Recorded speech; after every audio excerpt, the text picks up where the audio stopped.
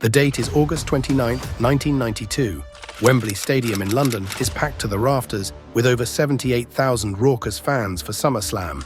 The arena pulses with an electric anticipation that can only be generated by wrestling's most feared tag team. Suddenly, two massive motorcycles roar through the entrance, their engines a thunderous prelude to chaos.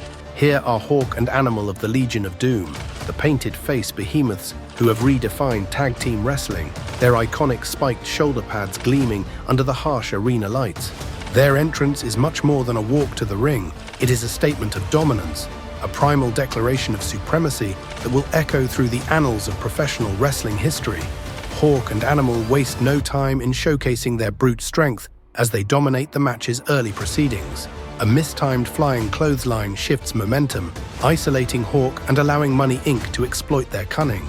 Yet, in true L.O.D. fashion, a surge of power and precision lead to a chaotic conclusion, with Animal delivering a decisive powerslam to secure victory. But how exactly did the Legion of Doom evolve into such a legendary tag team, revered with the fervor of rock stars as they etched their names into wrestling lore?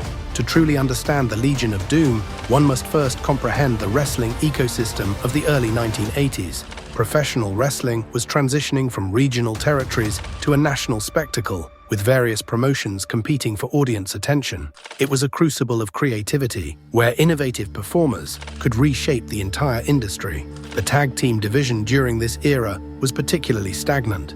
Most teams were comprised of technically proficient wrestlers who relied on traditional wrestling holds and synchronized moves. They were entertaining, but they lacked the visceral impact that would come to define the next generation of tag team wrestling. Enter the Road Warriors, a team that would change the face of professional wrestling forever. Hawk and Animal's arrival was like a lightning strike, igniting a new era of tag team wrestling that would be defined by chaos, dominance, and a raw intensity never before seen in the industry. Michael Hegstrand and Joseph Laurinaitis didn't emerge from traditional wrestling backgrounds. They represented a new breed of wrestler, more performance artist than traditional athlete. Before the days of the Legion of Doom, Hawk and Animal had already built reputations in the AWA, making waves with their imposing physiques and savage fighting style. While many wrestlers honed their craft through technical finesse, Hawk and Animal were concerned only with one thing: domination. Their first run in the AWA saw them as brash upstarts who, like a storm tearing through a town, would obliterate anything in their path. However, it wasn't until their arrival in the NWA that they truly began to make their mark. It was here that their violent approach, combined with their iconic appearance, earned them national attention. They quickly became the top tag team in the promotion, winning titles and drawing massive crowds wherever they went. The name Road Warriors was more than a wrestling moniker, it was a complete persona. They drew inspiration from the then-recent Mad Max film franchise, creating a wrestling gimmick that was part biker, part apocalyptic warrior. Their look was revolutionary. While other wrestlers wore traditional tights and boots, Hawk and Animal arrived in leather, spikes, and face paint that made them look like they had just emerged from a nuclear wasteland. Their in-ring style was equally extraordinary. Traditional tag teams focused on technical wrestling, intricate move sequences, and tag team coordination. The Road Warriors introduced a concept of pure, unbridled aggression. Their matches weren't wrestling contests, they were controlled riots. The crowd's reaction was almost universal, awe and fear, as Hawk and Animal decimated their opponents with brutal intensity. Perhaps their most iconic contribution to wrestling was their finishing move, the Doomsday Device. A stunning combination of strength and precision. One member would hoist the opponent on their shoulders, while the other executed a brutal clothesline, effectively ending the match with a spectacular burst of force. This was a move that made every opponent feel like they were about to be pulverized into oblivion. When the Road Warriors entered the World Wrestling Federation in 1990, they were already wrestling royalty. Vince McMahon, always keen to capitalize on marketable talent, recognized that the Road Warriors represented something more than just another tag team. They were walking, talking merchandising opportunities. Their debut wasn't just an arrival, it was an event. In June of 1990, as the team signed with the Federation, a significant change took place. Vince McMahon, keen on avoiding confusion due to the popularity of other warriors in the promotion, such as the Ultimate Warrior, retired the Road Warriors moniker. The team would now be known as the Legion of Doom, a name that still carried the weight and intensity of their original persona, yet with an added flair. Hawk and Animal would debut on the July 15, 1990 episode of Wrestling Challenge, and immediately the fans were captivated. Although they now performed under the banner of the Legion of Doom, they were still individually introduced as Road Warrior Hawk and Road Warrior Animal.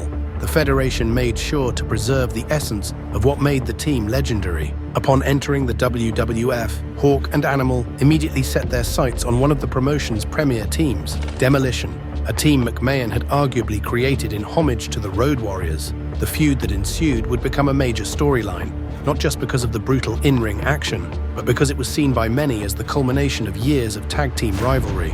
Demolition, consisting of Axe, Smash, and Crush, were formidable opponents for the Legion of Doom. However, as the feud progressed, Axe's declining health led to the gradual insertion of Crush into the lineup. The Legion of Doom and Demolition would engage in an action-packed six-man tag match, with Hawk and Animal teaming up with Ultimate Warrior to take on all three members of Demolition. Despite the feud's early potential, the ongoing changes to Demolition's lineup and other issues meant that the rivalry did not reach the level many had expected. Nonetheless, the Legion of Doom pressed forward, setting their sights on the Tag Team Championships.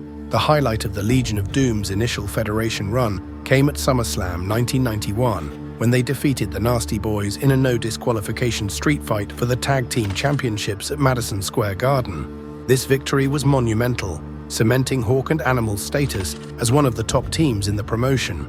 Not only did this victory secure their place in the Federation, but it also marked the Legion of Doom as the only team to have won World Tag titles across the three top promotions of the 1980s. However, their reign was short-lived, as they soon lost the titles to Money Inc. Following this, Hawk and Animal briefly left the promotion, only to return months later, in time for WrestleMania 7, bringing back their original manager, Paul Ellering, and reclaiming their status as one of the most dominant forces in tag team wrestling as they clashed with Power and Glory, ultimately sealing their victory as Animal delivered a thunderous pin on Paul Roma following the devastating Doomsday device. However, not everything in the Legion of Doom's second run in the Federation was smooth. The infamous raucous storyline, where Hawk and Animal were given a ventriloquist dummy as their inspiration, quickly became an embarrassment. Originally introduced as Freckles, the gimmick bombed so badly that it was never aired. The backlash from fans was immediate, and Hawk, in particular, expressed his dissatisfaction with the direction the team was heading. Following SummerSlam 1992, where the team made a memorable entrance riding motorcycles in front of close to 80,000 fans at Wembley Stadium, Hawk left the Federation in disgust. This prompted a temporary change in the Legion of Doom's composition, with Crush stepping in to replace Hawk for several house shows in Europe. By the time the team returned to North America, Hawk was on a hiatus, and the Legion of Doom was essentially finished as a unit. Although Animal continued to wrestle, the once dominant force in tag team wrestling had been fractured. Throughout their time in the Federation, Hawk's struggles with substance abuse were well known. These personal issues eventually became part of the wrestling narrative, with the company occasionally incorporating Hawk's battles into storylines. While these storylines were often controversial, they did lend a layer of authenticity to the team's otherwise larger-than-life persona. In the early hours of October 19, 2003, Michael Hawk Hegstrand passed away suddenly at his home in Indian Rocks Beach, Florida, at the age of 46. At the time of his death, he and Animal were co-authoring a memoir, which was later published in 2014 as The Road Warriors: Danger, Death, and the Rush of Wrestling, while Animal honored his late partner with a dedicated return to wrestling, culminating in a tag team title victory with Heidenreich. Yet on September 22, 2020, just 10 days after his 60th birthday, Joseph Animal Laurinaitis tragically passed away from a sudden heart attack at the Margaritaville Resort in Osage Beach, Missouri, shortly after celebrating his wedding anniversary. They may be gone, but certainly not forgotten.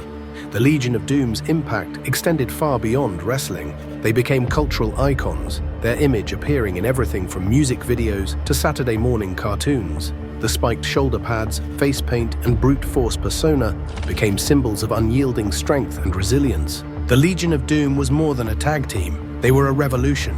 Hawk and Animal redefined professional wrestling, proving that tag teams could be as compelling, marketable, and culturally significant as any single wrestler.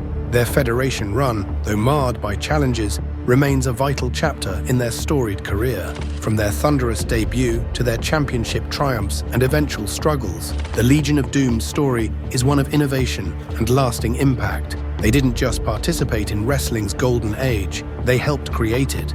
Their legacy lives on, not only in the annals of wrestling history, but in the hearts of fans who still feel the adrenaline rush of their legendary entrances and unforgettable matches.